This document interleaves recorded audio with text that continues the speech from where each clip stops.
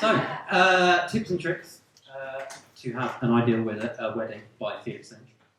That's me. To give you a bit more information about me, I've created these slides that will fill you in on all you need to know. My name is Felix Lynch.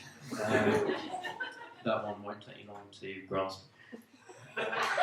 So in 2011, I was actually voted this is true. I was voted the greatest wedding planner living or dead by Vogue magazine. That's true. And I can prove it with my red dot here. So that's a real quote. There we go. In 2010, just to prove I'm a great wedding planner, in 2010, Prince William begged me to plan his wedding to Kate Middleton. But I had to turn it down, so I promised Bert and Ernie that I'd do their civil partnership, which went really well, by the way. So, and it was the first of its kind.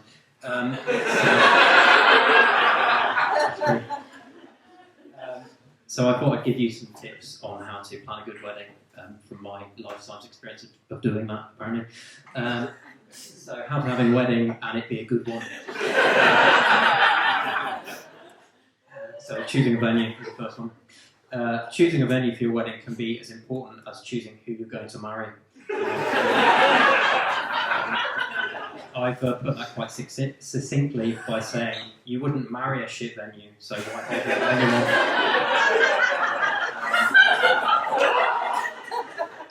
No, hold on. So I put that the wedding venue must have some sentimental relevance to the bride and groom.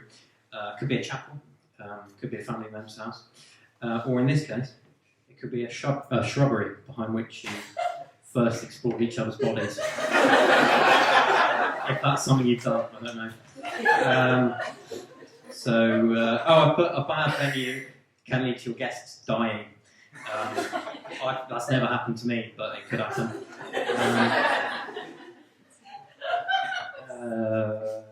Here we go. Wedding invitations. Oh yeah, when writing your wedding invitation, it's important to sell your wedding to your prospective guests. Even if they love and respect you, they still need a reason to get excited about your wedding. I've put that sex sells. Classy is not going to get you anywhere.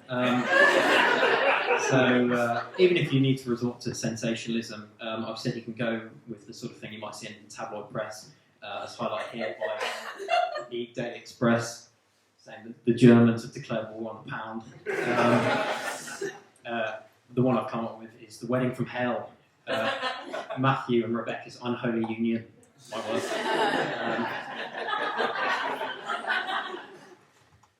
Oh no, that's not the next slide, there's still this slide.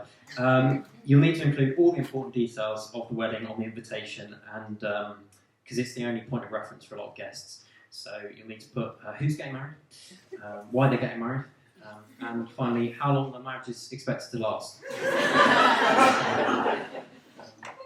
There you go, catering. So I put here humans need food and drink for sustenance. This also applies during your wedding.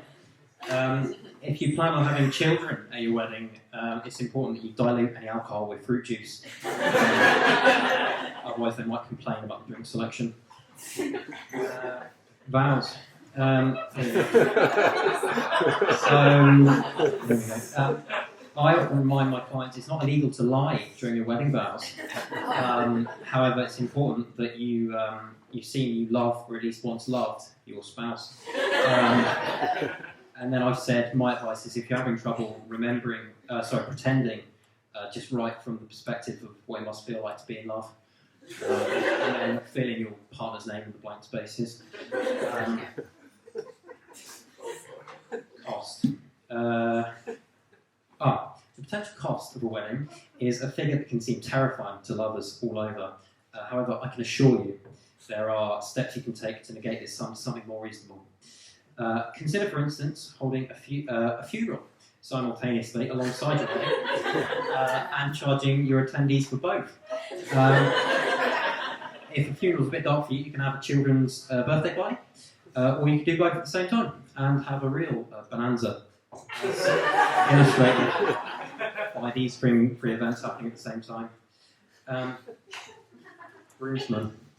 I see choosing groomsmen as the perfect opportunity to showcase 3 to 5 of your least attractive friends. Then it just makes you seem like an unbelievable catch in front of your spouse's family and friends, which is always good. Wedding cake. Yeah, these are pretty basic, I must admit, but you know, this is what my line in the industry gets you. There are thousands of allergies out there, so to accommodate for these, I suggest having a wedding cake made up of 50% chocolate cake and 50% paper mache. That way, there's a bit for everyone to enjoy. Choosing music. You might be tempted to choose a band or singer that both you and your partner enjoy. I'm here to say that's not a good idea. Licensing fees for live music are far and away more than the average couple can afford. So my advice is stick on a good podcast. And maybe supplement that with some royalty-free ambient background music. Inviting guests. When planning your wedding, you might think it's a good idea to invite your friends and family. This is a rookie mistake. Friends and family have a bad habit of remembering wedding gaffes in vivid detail. I recommend a combination of strangers and paid movie set extras. It'll make your wedding diverse and endless conversations waiting to be had. That's the set of Fantastic Beasts. No, is it? It's the set of a movie. Yeah, they could be at your wedding if you want. Ring bearer. This is my final bit of advice to you. It's a nice tradition to choose a child as a ring bearer at your wedding, but I've put here that they're often unpredictable and incompetent. So my advice is you don't have to go with children, you can go with anyone under 5'7".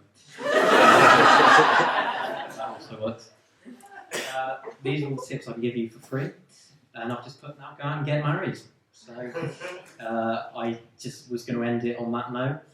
My services are always available, so come up to me after I'm just dossing about and ask me to plan your wedding. I'll give it a good go.